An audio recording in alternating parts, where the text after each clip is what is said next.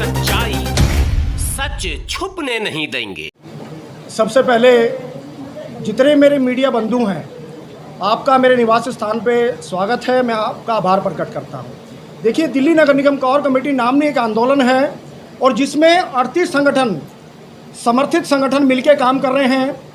आने वाली 11 अक्टूबर को हम दिल्ली के कमिश्नर माननीय ज्ञानेश भारती व दिल्ली की यशस्वी मेयर शैली ओबराय जी के खिलाफ प्रदर्शन कर रहे हैं। जैसा कि आप जानते हैं कि जिस प्रकार से दिल्ली में हालात हैं, 28 वर्ष हो गए लेकिन निगम कर्मचारियों का नियमितीकरण जिस प्रकार से होना चाहिए उस प्रकार से ये नियमितीकरण नहीं हो पा रहा है। आप देख रहे हैं अभी कि कभी 50 ऑफर लेटर, कभी 10 ऑफर लेटर, कभी 20 ऑफर लेटर। यदि यही अभ्यास चलता रहा और यही प्रैक्टिस चलती रही तो मैं समझता हूँ कि ये कार्य जो नियमितीकरण का होना चाहिए ये 20 वर्ष में भी संपन्न नहीं हो पाएगा। लिहाजा दिल्ली नगर निगम कोर कमेटी प्रतिबद्ध है और शपथ पूर्वक इस बात को कहती है कि जब तक हम निगम कर्मचारी का नियमितीकरण नहीं कर पाएंगे, जब तक हम निगम कर्मचारी को पक्का नहीं करा पाएंगे, तब तक ये आंदोलन बादस्तूर जारी रहेगा।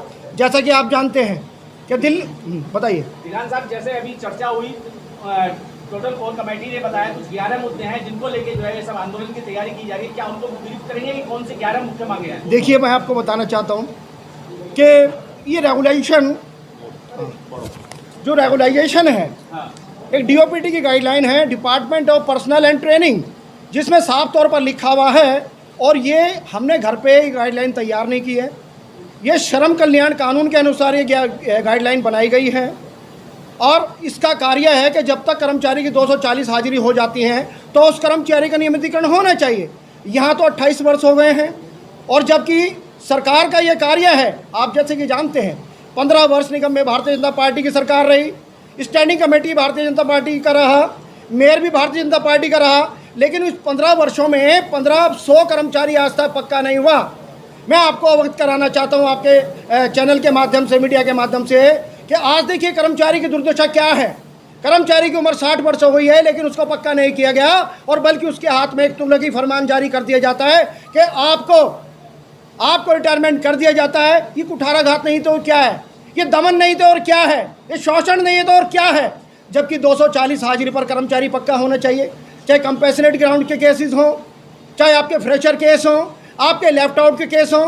अभी तक ढाक पे वही 3 बात हैं, कर्मचारी सही मायने में सुचारू रूप से पक्का नहीं हो पा रहा है। मैं आपको एक बात से और अवगत कराना चाहता हूँ, हम बार बार कमिश्नर से बैठक करते हैं, हम बार बार मेयर से बैठक करते हैं। मेयर कहती है कि हमारे पास अभी पोस्टें नहीं हैं, हमारे दिल्ली के कमिश्नर कहते हैं हमारे पास पोस्टें नहीं हैं। जब तक स्टैंडिंग कमेटी चेयरमैन का गठन नहीं हो जाएगा, जब तक नियमितीकरण करना थोड़ा आसान नहीं हो पाएगा और जब तक किसी पोस्ट पर प्रियम्बल नहीं लगेगा, कोई निगम द्वारा रेजोल्यूशन पास नहीं हो जाएगा स्टैंडिंग कमेटी से, तब तक कर्मचारी पक्का नहीं हो पाएगा। देखिए, झूठ है, ये बेबुनियाद है। हमारे 12 के 12 जोन हैं उसमें 15,000 पोस्टें हैं जो वैकेंट पोस्ट हैं जिन पे कर्मचारी पक्का हो सकता है और पहले भी कर्मचारी पक्का होता आया है। हम ये झूठ नहीं सुनना चाहते, ये फरेब नहीं सुनना चाहते। हमारे पास 15,000 पोस्टें हैं जिसमें स्टैंडिंग कमेटी की ज़रूरत नहीं है, जिसमें प्रियम्बल की ज़रूरत नहीं है, जिसमें रेजुलेशन की ज़रूरत नहीं है। आप हमारी 15,000 पोस्टों पर कर्मचारी का नियमितीकरण करें। दिगान साहब, अधिकारी और आपके नेता एक्चुअल हो गए हैं क्योंकि आए दिन आप रोड पे बैठे रहते हैं, कभी किसी आंदोलन, कभी किसी जोन के अंदर, किसी जोन के अंदर, वो एक्चुअल हो चुके हैं। अब आपकी बात नहीं सुन रहे हैं, ना सुनेंगे। देखिए, भारत एक लोकतांत्रिक देश है और प्रदर्शन करना हमारा फंडामेंटल राइट है। जो सरकार निकम्मी है वो सरकार बदलनी है, चाहे भारतीय जनता पार्टी हो या आम आदमी पार्टी हो, चोर चोर मुसेरे भाई। और आज इनके बीच में एक कर्मचारी को पीसा जा रहा है, कर्मचारी का दमन किया जा रहा है। अगर नियमितीकरण का काम स्टार्ट भी होता है तो हमारे दिल्ली के लेफ्टिनेंट गवर्नर ये आदेश पारित करते हैं कि सर्विसेज का मामला आपके पास नहीं है। मैं बताना चाहता हूँ, कर्मचारी उस क्राइटेरिया में नहीं आता, दिल्ली का सफाई कर्मचारी उस श्रेणी में नहीं आता। फेज मैनर पॉलिसी के अनुसार सन 2006 में एक फेज मैनर प्रोग्राम स्टार्ट हुआ और उस फेज मैनर पॉलिसी के अंतर्गत 98 से लेकर सन 2000 तक का जितना भी कर्मचारी है उसका नियमितीकरण करना चाहिए, उसको पक्का करना चाहिए। ये कानून है और निगम और दिल्ली सरकार इस कानून की अवहेलना कर रही है। क्या लगता है पाशा जी, आपके साथ हैं सुप्रीम कोर्ट के ऐसे लॉ हैं जिनका मतलब परिचय के मोहताज नहीं है, क्या कहेंगे पाशा साहब, आज जिस तरीके का प्रोग्राम इनके सम्मान में हुआ है दिगान साहब? देखिए, दिगान साहब बहुत जुझारू व्यक्ति हैं। आज जो इनका सम्मान हुआ है, मुझे पूरा भरोसा है जो सफाई कर्मचारियों ने दिल्ली के इनके ऊपर अपना विश्वास जताया है, ये उस पर खरा उतरेंगे अपनी जान की बाजी भी लगा के। आप समय समय पे ये इनका साथ देते रहे, कहाँ तक साथ रहेगा? हम भी ये अगर संघर्ष करेंगे तो हमने बार बार इस बात को कहा है, हम इनके कंधे से कंधा मिला के साथ ही नहीं रहेंगे, बल्कि वकील होने के बावजूद भी अगर इनके ऊपर कोई लाठी चलाई जाती है, जैसे 11 तारीख का प्रदर्शन बता रहे हैं, कोई गोली चलाई जाती है, तो हम वकील इनसे आगे रहेंगे लाठी और गोली खाने के लिए पुलिस की। एक बात तो हो गई है। दूसरी महत्वपूर्ण बात जो है, जो कानूनी और संवैधानिक है, वो समझने की आवश्यकता है। आज तक जो पॉपुलेशन डेंसिटी के हिसाब से, और मैं ये बात कह रहा हूँ सब लोगों की जानकारी के लिए, हमारे सफाई कर्मचारी और दिल्ली के और देश के नागरिक भी इस बात से अवगत हो जाएं, इसलिए बात को मैं समझा के बताना चाहता हूँ।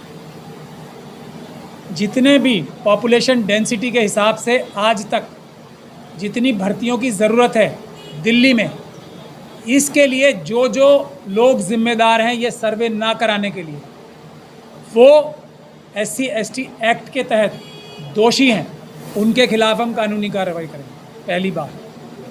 दूसरी बात, भारत का जो सुप्रीम कोर्ट है उसने ये तय किया है कि एडहॉक बेसिस पे नौकरियां लगनी ही नहीं चाहिए, परमानेंट पक्की नौकरियां लगनी चाहिए। जो भी लोग जिम्मेदार हैं दिल्ली के सफाई कर्मचारियों को आज तक ठेकेदारी प्रथा पे काम कराने के लिए, उनका शोषण करने के लिए, उनको बेगारी प्रथा, और मैं ये शब्द ध्यान से सोच समझ के चूज़ कर रहा हूँ, बेगारी प्रथा, बंधुआ मजदूरी करने के लिए जो मजबूर किया जा रहा है उन्हें, ये भी SC/ST एक्ट में एक अपराध है। हम उन सभी लोगों के खिलाफ कार्रवाई करेंगे, ये बात सभी लोग ध्यान से सुन लें।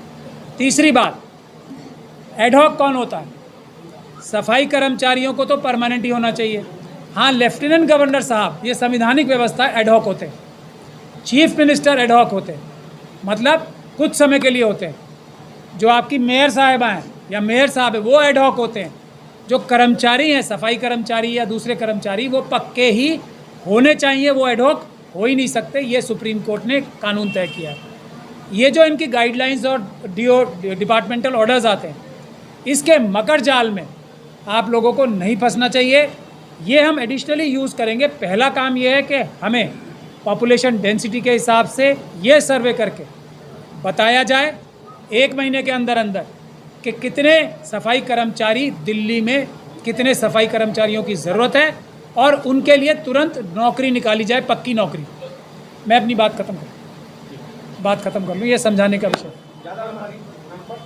लंबा नहीं है। ये बहुत महत्वपूर्ण विषय है। हमने हाई कोर्ट में एक केस डाला था, उसमें सफाई कर्मचारी आयोग, और अभी DC कपिल साहब यहाँ पर हैं, भानु जी यहाँ पर हैं, राजकुमार दीगान जी हैं। आज हम लोग सफाई कर्मचारी आयोग दिल्ली के जाएंगे, क्योंकि हाई कोर्ट से हमने एक ऑर्डर ले रखा है कि सफाई कर्मचारी आयोग जो भी गाइडलाइंस या जो निर्देशित करेगा दिल्ली सरकार को या MCD को, वो उसको पालन करने के लिए बाध्य हैं, और उसके लिए 2 महीने का टाइम भी हाई कोर्ट के ऑर्डर ने कर रखा है। आज हम अपनी वो मांगे लेके सफाई कर्मचारी आयोग जाएंगे, और सफाई कर्मचारी आयोग से ये निवेदन करेंगे कि वो हमारी मांगे, क्योंकि वो कानूनी हैं, क्योंकि वो संवैधानिक हैं, और जो हमारे साथ हो रहा है वो अपराध है, गैर कानूनी है, तो उसकी रिकमेंडेशन आज ही करें। अगले 2 महीने में सरकार, MCD, LG साहब, चीफ मिनिस्टर साहब अगर वो बात नहीं मानते तो हम कंटेम्प्ट ऑफ कोर्ट भी फाइल करेंगे और उसके खिलाफ दूसरी कानूनी कार्रवाई भी करेंगे। एक बात और आखिरी में बताना चाहता हूँ, ये जो सारी गतिविधियाँ दिल्ली की MCD के अधिकारी, दिल्ली सरकार के अधिकारी, दिल्ली जो केंद्र के जो अंडर NDMC आती है, जो हमारे लोगों को मजबूर करके सीवर लाइनों में धकेल कर, और अभी एक केस आया है नजफगढ़ साइड में, अगर मैं याद ठीक से कर रहा हूँ, जहाँ पर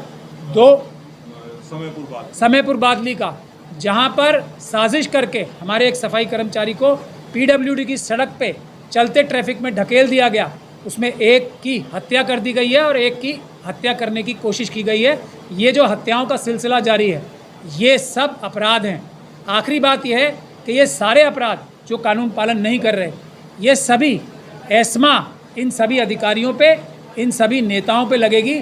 सफाई कर्मचारियों पे प्रोटेस्ट करने के लिए एस्मा नहीं लग सकती, क्योंकि हम नोटिस दे के जा रहे हैं। और सफाई कर्मचारी अगर टूल डाउन करते हैं, क्योंकि उन्हें मजबूर किया जा रहा है टूल डाउन करने के लिए, उनके बच्चों के पेट से और उनके पेट से खाना छीना जा रहा है, तो वो भी एस्मा लगेगी। तो अफसरों के ऊपर लगेगी और नेताओं के ऊपर लगेगी। धन्यवाद।